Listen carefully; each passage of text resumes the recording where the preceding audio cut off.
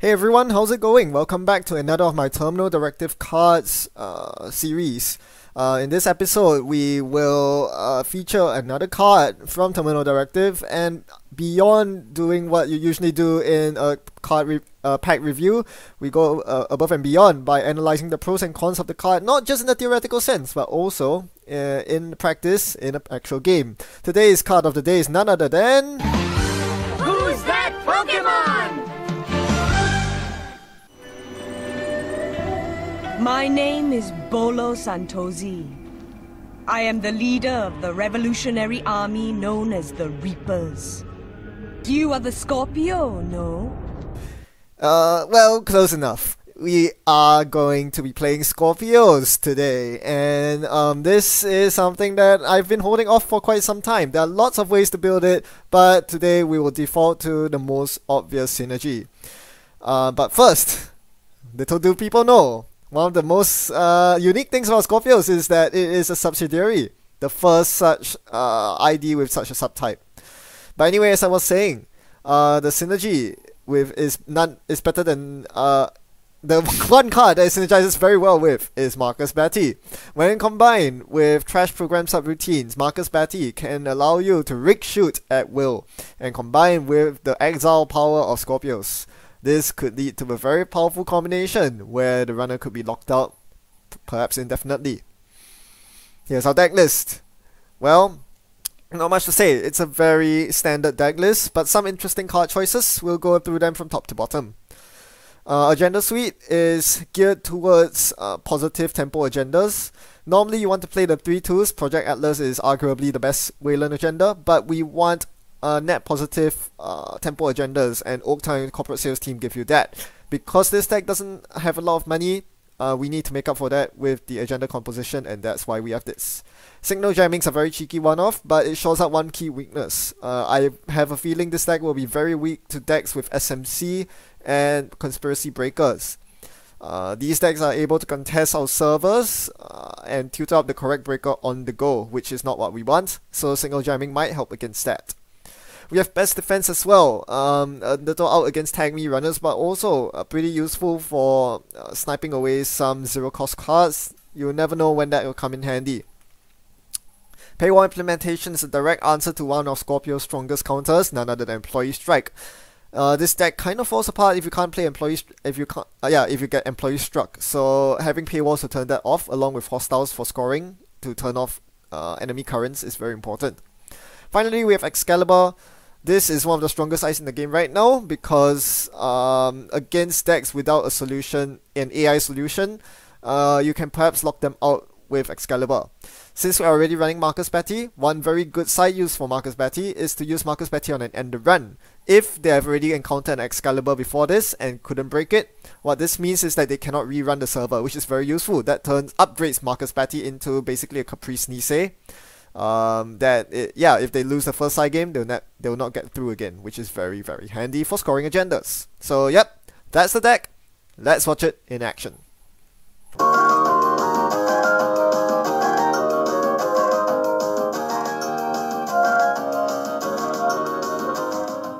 Today we are up against Wizard, and I keep my opening hand with a bunch of money, a bunch of draw. Seems pretty good as long as my opponent doesn't drop a turn 1 keyhole or medium on me. We'll need to wait a couple more turns before we see what my opponent's up to, but immediately when the Employee Strike came down, I knew that things were gonna be rough. Employee Strike recursion is a problem. For those of you who are not aware, the rules interaction between Skorpios and Employee Strike is as such, because if you play a current or if you score an agenda with Employee Strike out in play, Employee Strike gets trash, but Skorpios is blank at the time Employee Strike is trash. Therefore, Skorpios doesn't see the E-Strike trash and cannot exile it. For this reason, Employee Strike is a very strong counter to Skorpios, because with adequate recursion, Fire Same Old Thing or Deja Vu, your opponent can keep Strike up for the rest of the game. Therefore, it was quite important for me to power draw through my deck through the R&D lock because I couldn't find any ice, and then score a hostile takeover to clear the strike. This should make things a bit more dangerous for my opponent, but with so many turns with R&D open, an agenda was bound to leak, and my opponent got an Atlas and I couldn't punish them for it, even though I had a Hunter Seeker in hand. It's very unfortunate that it happened this way, but well, not much I can do about that. Sometimes you just don't draw ice, even though I run, I think, 13 or 14 copies of it in this deck. Don't forget, Skorpios is a 40 min deck size identity, so I can get away with running fewer ice. Now, I continue icing up R&D here because I'm kind of worried of the paperclip and medium. Theoretically, my opponent can actually get through R&D just by face planting in. I guess the only thing they're worried about is getting their paperclip exiled by a sentry breaker, by a killer. Did I say killer? Destroyer. So they want to find a killer before running. So that's a very good thing for my opponent to do. In the meantime, I do set up Marcus Betty because I didn't want to ditch anything in my hand. My opponent recurred Employee Strike, or they played it from the hand. Whichever case that was, I needed to dump it back into the bin with the second hostile takeover scored. So that's 2 bad pop for me. At this point, I know I can't tax my opponent out. The only thing I can do right here is to lock my opponent out with good ice. So we have a variety of barriers, sentries, code gates, and we have an Excalibur in hand, so this should help matters. Jackson should also help matters. I'm going to clear my hand of the useless cards. I have more than enough money for this game, so IPO goes in the bin, and the rest are just agendas and best defense. I don't think best defense will be very useful in this matchup. In some other matchups like Andromeda, run-based Andromeda, it could be useful. You could use best defense to get you know, fairies if they still run fairy. You know, that's a possibility. There are other matchups where it could be useful as well. Sniping a peddler is especially huge against some wizard variants. If you can snipe a peddler and exile whatever that was just trash off the peddler with it, that would be really good. Anyway, after a bit of talking, we are now in the state where my opponent has fully set up the rig, and I should be prepared to lose at this point. They have Paperclip, MK Ultra, and Black Orchestra. The only part of the rig they're missing, funny enough, is the Employee Strike. They still can't run safely, because if they know that I have Marcus Batty, running into any of my sentries and losing the Batty time game means that their breaker will still be trashed. And when I say trash, I mean exiled, so they can't recur the breakers. One of the best defenses against Marcus Batty program trashing during a run is to play Conspiracy Breakers, because when the timing windows are such that I need to fire Marcus Batty during the timing window before encountering the ice. This means that my opponent will actually have a chance to encounter the ice after the Batty trash, which allows them to install the breaker they just trashed, typically the MK Ultra, from the bin back onto the table for them to break the ice they're about to encounter. So again, this is one of the reasons why Batty in Skorpios is so powerful. If you can get a Skorpios trigger off Batty, you exile the breaker that they were just going to use to break your ice. Now they don't have the breaker anymore, you can trash even more breakers. That amplifies the power of Marcus Batty and makes it a very good include in Skorpios, even though it costs 3 influence a pop. Now my remote seems pretty stacked. I have a Snake followed by an Excalibur followed by a Horton. So it feels like I should be scoring agendas now, but I chose to click for credits instead. Without a Marcus Batty protecting my remote, I surely can't feel safe about advancing an agenda behind it. So I can't really do that right now. But after further thought, I realized that is something I could do. Also, take note that my opponent is installing a bunch of same old things right now. This is where I wish I do have best defense to actually snipe those same old things. Those are some things that best defense is very good at doing. Sniping things like zero cost resources like same old thing that is causing me a lot of problems. Because those same old things can be used to recur Employee Strike, which my opponent will do right here.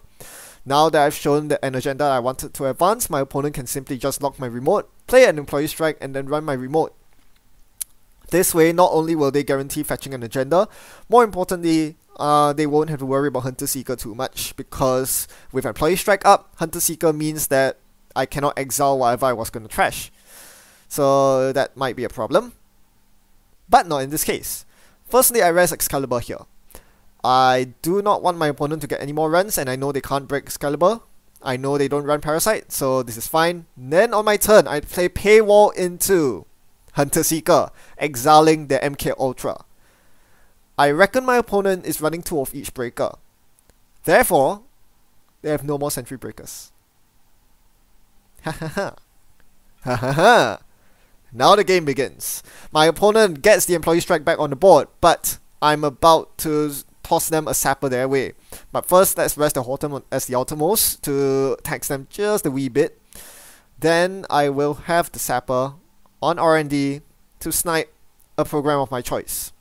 It seems rather futile at this point to snipe Paperclip or Black Orchestra. Normally that will go into the exile area as well, but because Employee Strike is up, it seems like it's in my best interest to snipe the medium instead, because the medium is the only program they cannot recur at instant speed. So the medium goes in the bin, my opponent gets a single access and gets the Oak Town. So this is rather bad news.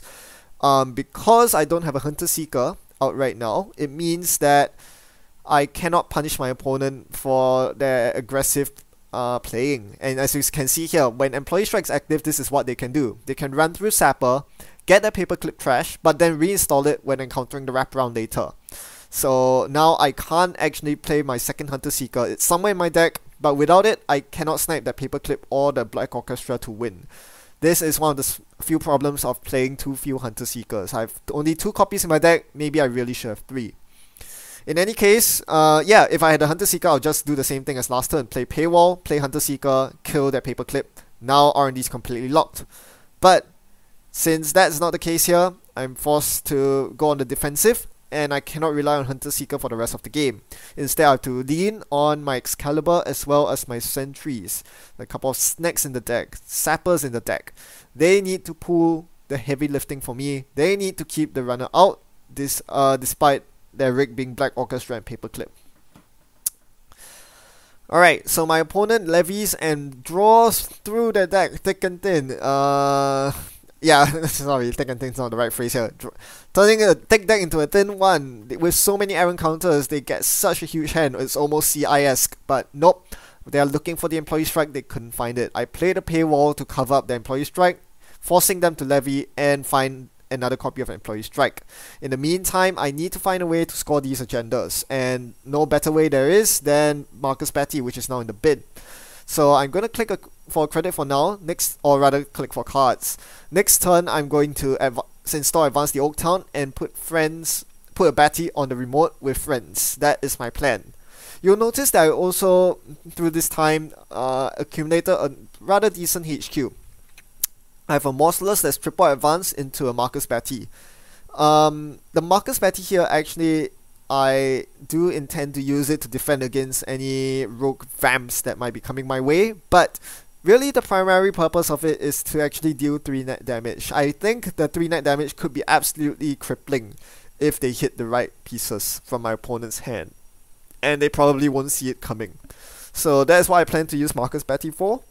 We'll see how it plays out. My opponent hasn't been running my hand so far, but there's no reason to suspect that that's going to stay the same for the rest of the game. It will be in my opponent's best interest to run HQ because they do actually run Vamp.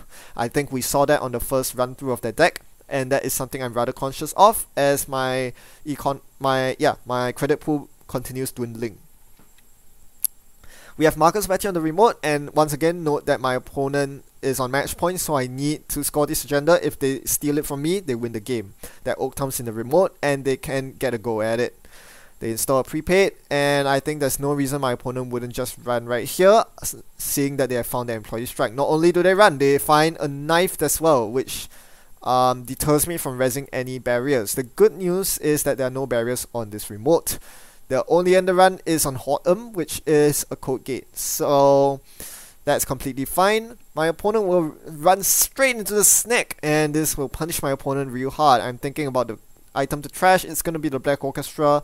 They also take 2 net damage, taking Lucky Find and Forked out of their hand. Excalibur Fires, not very relevant, but I forced them to break Hortum here before they get to the base of the server, only to find Marcus Batty ready to end the run. I need to win this side game, otherwise it's done for me. I'm gonna bid 1 again and hope that my opponent goes off their 1 bid, which they won with last time. Sure they do. That ends the run. So even though I couldn't use the Trash a Program subroutine to its maximum effectiveness, I was able to use Marcus Batty to fire an end the run subroutine, which basically worked like a one-time caprice, and that helped me to get up to 4 points. Instead of 3 more points to score, this is not going to be easy given my agenda suite. There's no global food in this agenda suite, so it all comes down to jamming atlases and scoring agendas the hard way. Alright, I found my 3rd Marcus Batty, and it's going on R&D. I'm not sure about this move right here. I could have put it on the remote, but I was afraid that if I tossed anything in my remote at this point, my opponent will simply run it and waste the Marcus Batty. So I do want to actually install Marcus Batty on the same turn as an agenda, to give them a maximum, give them only one shot at the remote. That's because Excalibur forces them into, Excalibur forces my opponent to only make one run a turn on the remote. A maximum, they cannot run multiple times on my remote because they don't have an AI breaker.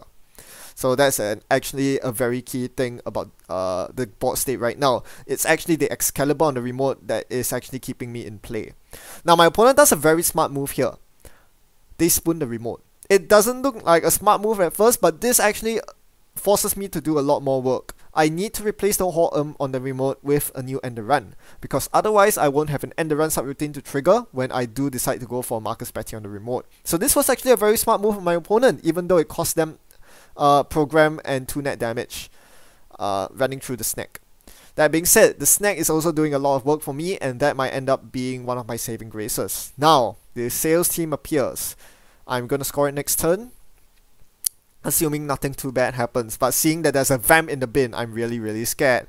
Hopefully my opponent isn't gonna vamp me to oblivion. It's now or never, and I say, let me wait one more turn. Let's get this going first. Let's get 2 snacks on the remote, and then let's friends the Batty into the remote. So why are you gonna contest it now? Because now my opponent has a very strong out. They can run HQ, kill the Batty, and still have enough money to same old vamp me. I saw this line of play, it was clear as day to me, and my opponent saw it too. They run HQ, forcing me to res the Morcelus right here. And for this res, it's gonna cost them quite a bit of money to get through. Despite having 2 bad pub, they still have to pay a lot out of their pockets to break the Morcelus properly, and then we get to the Batty side game. This one's not very crucial, but the 3 net damage adds up. This reduces the number of possible runs they can make on my remote, because every time they run my remote, they'll have to take at least 2 net damage. 4 net if I get to rest the outermost Cobra.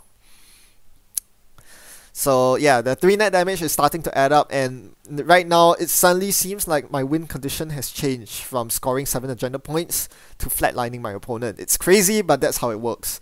Also, for those of you who just noticed, my opponent accessed the Hunter Seeker from my hand and triggered more milled corporate sales team into the bin. With all 3 Jacksons used and no form of recursion, I'm gonna lose this game if my opponent runs archives at any point. So yes, I'm completely on the ropes at this point. My opponent has me more locked. With HQ wide open, there's no way I can defend against my opponent running HQ every turn. My hand is going to be blank for the rest of the game. But my alternative plan here is to just keep jamming agendas in the remote. My opponent doesn't seem to be interested in checking my remote, so I'm gonna get this Atlas off for free. Thankfully, they didn't vamp me and then run the remote. That would have been a great play, but instead my opponent allows me to score the Atlas, going up to 6 points. At this point now, I'm hinging on a very odd win condition, which is to hope that my opponent thinks that I'm on 3 hostile takeovers and end up misplaying because of that. So if my opponent sees that I'm 1 agenda point away from winning, they might just run a mock on R&D or my remote, and that might lead to their snaky death. Bitten by a snake. We'll see if that happens, but nope.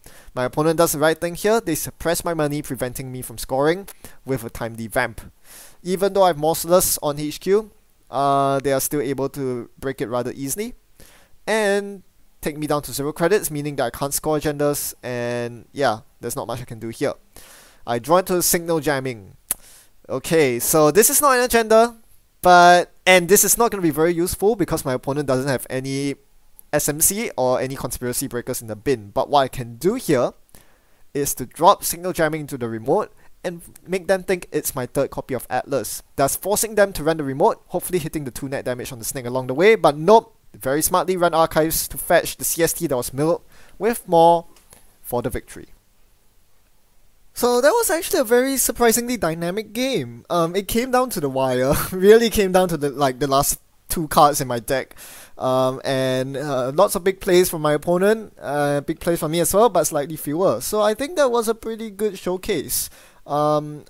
we had Conspiracy Breakers and Employee Strike being really annoying to deal with for Skorpios, but on the other hand, Marcus Batty was something that my opponent didn't really have a solution to, as with the countercurrents that kept my opponent's strikes off the table many a times. So yeah, I would say neither side was overwhelmingly favourite, and the matchup wasn't lopsided by any means. It really came down to who played better, and in the end, obviously my opponent outplayed me. The big question is, what was the one play I could have made during the entire game that would have won me the game? I think some of you might have been yelling at your screens because you already saw this play, line of play that I should have made earlier on. But for those of you who haven't identified it, you can go rewatch the video and try to find one part where I could have changed my fate, the course of the entire game. Well, I'm going to reveal the answer right now. The one thing I could have done was on the Hunter-Seeker snipe. Instead of hitting my opponent's killer, I should have went for the decoder, the Black Orchestra. Even though I had lots of sentries that my opponent couldn't break, and these sentries would proceed to destroy the rest of my opponent's rig, I failed to take into account the fact that my opponent had superior current recursion than me. This meant that my opponent, as long as they could keep strikes on the table, I would not be able to stop them from getting through my servers, because the nature of Conspiracy Breakers are such that they can reinstall them even after getting hit by a killer, as long as Skorpios' ability isn't active. Whereas if I hit my opponent's decoder instead, now they cannot break code gates, and code gates actually end the run. As you saw, this was my board state on the screen right now. That's my board state after exiling the two MK Ultras. On R&D, there was a Hortum that ended the run. On HQ, a Morcelus that was 3 advanced and hence ended the run. And on my remote, there's a Hortum as well.